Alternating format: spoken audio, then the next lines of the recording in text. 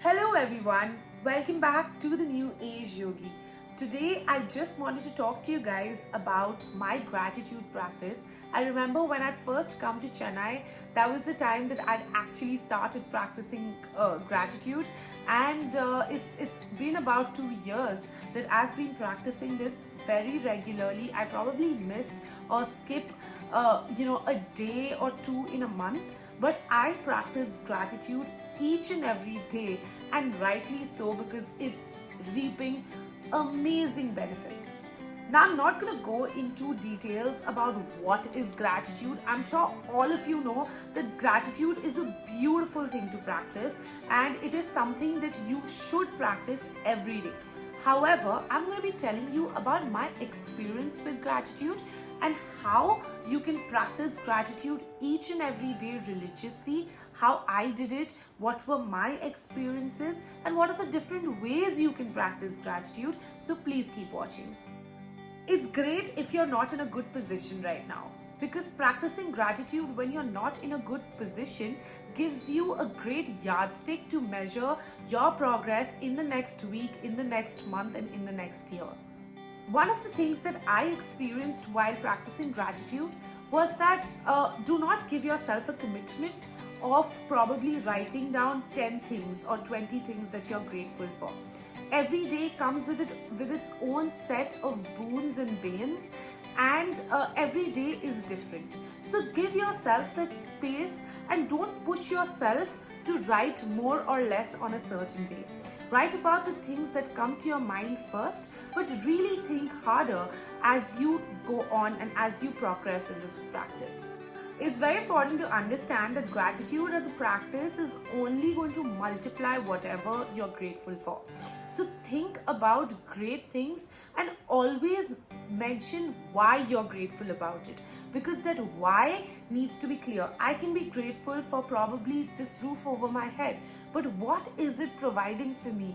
That value addition always matters the most. The biggest mistakes that I did while practicing gratitude was that I started writing the same things over and over again.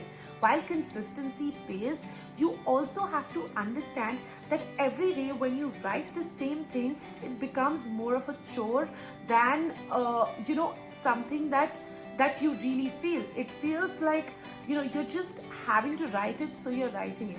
Please remember that if you're choosing writing as your method of practicing gratitude, it is very important to go over and read what you've written again and again, or feel gratitude when you're writing it.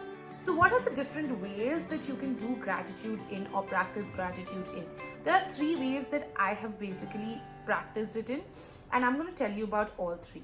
The longest that I've practiced gratitude in, the way that I've practiced gratitude in, has been writing. So I have written every day about what I'm grateful for, especially 5 things. If I was making a list of 10 things, 5 things would be things that are repetitive. For example, I'm very grateful for my parents, I'm very grateful for the house that I live in, I'm very grateful for my health, I'm very grateful for my friendships, I'm very grateful for my job and the money that I receive. Done. After that, probably 5 to 6 things about what specifically happened during the day that made me feel grateful. It is very important that you write what was great about the day, and you really think hard, because if you don't think hard, you will miss out on the small gems of life. The second way of practicing gratitude is through affirmations. Now, there are multiple videos that you're going to find online of gratitude affirmations and thank you affirmations, and you can just start using one of those. I prefer to do these when I'm about to go to sleep. So I will just switch on the video and I will fall asleep, and that really does the trick, because your mind is in a theta state. Now, a theta state is something that I would probably like to go over on a very separate video. However, in short, a theta state is where your mind is between the conscious and the subconscious state, and it is very easy for your mind to grasp things. So that is why it's always said that you should listen to something good before going to bed, because when you're going to bed and you're in a half sleepy state, your theta state is activated. So that is the best time for you to listen to affirmations or things that you want to be. That is why it's always said that you should always imagine what you want your life to be like before going to sleep. The third way, and something that I am doing now, is to be grateful about a situation or anything throughout the day.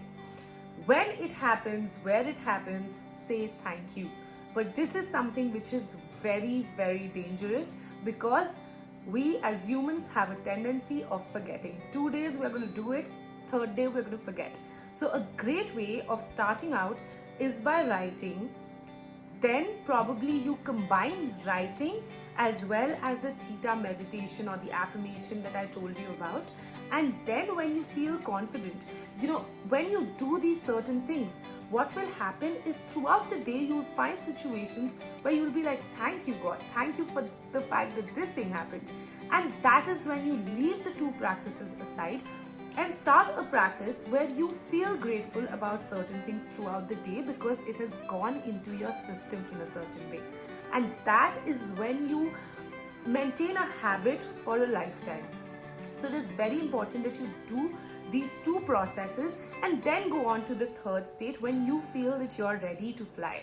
So that's all for the video today, guys. Please leave your comments for me down in the comment section and let me know how you enjoyed the video. Let me know your experiences with gratitude. Let me know if there are any other ways that you practice gratitude in, and I would love to incorporate those in my own lifestyle.